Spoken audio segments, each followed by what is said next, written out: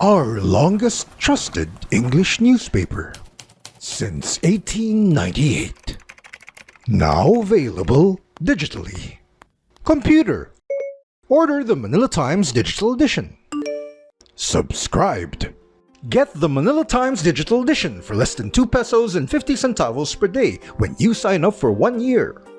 The Manila Times, news source of choice, trusted since 1898. Good day. Here are the stories for the Manila Times for Sunday, June 5, 2022.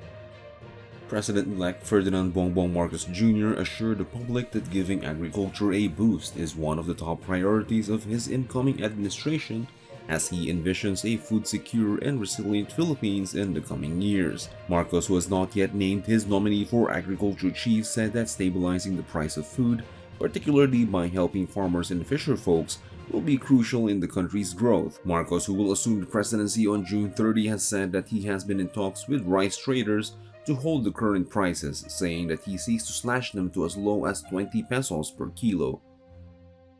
More areas in the country have been placed under the lowest alert level 1 status from June 1 to 15 despite the local transmission of an Omicron subvariant, Malacanang announced on Saturday. Acting Palace spokesman Martin Andanar said the Interagency Task Force for the Management of Emerging Infectious Diseases, or IATF, approved the recommendation of the Subtechnical Working Group for Data Analytics to provide clarification on the alert level classification of provinces, highly urbanized cities or HUCs, independent component cities or ICCs, component cities, and municipalities effective June 1, 2022. Andanar said the following HUCs and ICCs will be placed under alert level 1 for the National Capital Region or NCR, Caloocan City, City of Malabon, City of Navotas, City of Valenzuela, Pateros, City of Pasig, City of Marikina, Taguig City, Quezon City, City of Manila, City of Makati, City of Mandaluyong, City of San Juan, City of Muntinlupa, Parañaque City,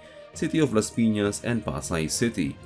Apart from the NCR, the following component cities and municipalities will likewise be placed under Alert Level 1 for Cordillera Administrative Region, Abra, Apayao, Baguio City, Kalinga and Mountain Province for Region 1, Dagupan City, Ilocos Norte, Ilocos Sur, La Union, and Pangasinan.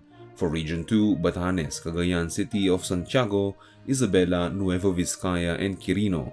For Region 3, Angeles City, Aurora, Bataan, Bulacan, Nueva Ecija, Olongapo City, Pampanga, Tarlac, and Zambales.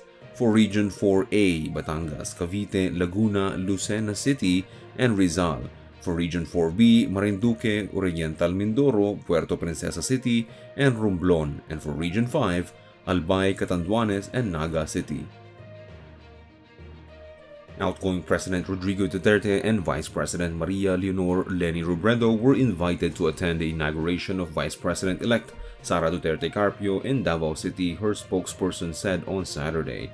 Duterte Carpio, the president's daughter, will be sworn into office by Supreme Court Justice Ramon Paul Hernando on June 19. Malacanang has yet to confirm if the president will attend the event. Duterte, whose 6-year term will end on June 30, skipped the proclamation right of his daughter at the House of Representatives on May 25. Retired Elections Commissioner Rowena Guanzon denied allegations she was harassing the nominees of the P3 PWD party list group to elbow her way to sit as its representative in the 19th Congress. Former National Youth Commission or NYC Chairman Ronald Cardema accused Guanzon of allegedly pressuring the 5 nominees of the P3 PWD party list to resign by declaring incapacity so that she could assume the post as the group's first nominee. P3 PWD won 1 seat in the party list elections.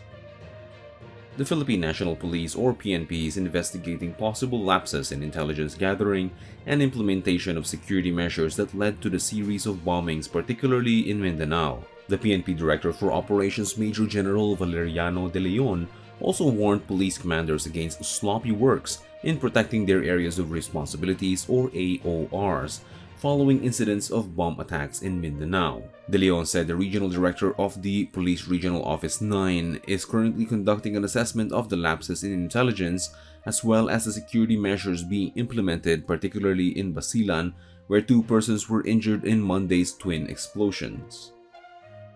Over the business, to reduce the government's budget deficit, the Department of Finance or DOF has emphasized the need of resolving the military and uniformed personnel or MUP pension system. The Finance Department said in a weekend economic bulletin that the Corporate Recovery and Tax Incentives for Enterprises Act, the infrastructure program, and structural reforms are key ingredients in the country's economic recovery cocktail, which should restore investment-led growth and help the country avoid debt accumulation. It underscored that this should be complemented with steps to reduce the deficit without reducing spending for capital outlays. The government's budget balance was 311.9 billion pesos in deficit in the first 4 months of this year, down 14.75% from 365.9 billion in the same time in 2021. Topping sports, a rivalry will be rekindled on opening night of the PBA's 47th season as the protagonist of last season's Philippine Cup finale, TNT Tropang Giga and Magnolia Templados Hotshots, takes center stage in the main game on Sunday at the Araneta Coliseum. But before the league opens its new season, the PBA will fet the outstanding individuals of the season just past, where Robert Bolick of Northport, Mikey Williams of TNT, Calvin Abueva of Magnolia Templados, and Scotty Thompsons of Barangay Ginebra dispute the MVP or Most Valuable Player. The opening ceremonies will follow the traditional parade of muses and team colors. The Tropang Giga, the defending champions of the tournament, face a team they defeated in 5 games of the championship series last season, the Hotshots, who will be carrying a new brand but hoping to bring in the old, fiery form on the hard court. They will square off at 6:30 p.m. Marlon Ronquillo is today's front page columnist as he asks if the incoming administration can quickly walk the talk, especially in terms of farming and agriculture. Today's editorial believes improved tourism could be the economy's third leg. Read a full version on the paper's opinion section or listen to the voice of the Times. For more news and information, get a copy of the Manila Times on print, subscribe to its digital edition, or log on to www.manilatimes.net. Follow us on Twitter, Facebook, or Instagram and keep up with the Times. For the Manila Times, this is Paulo Dimapi.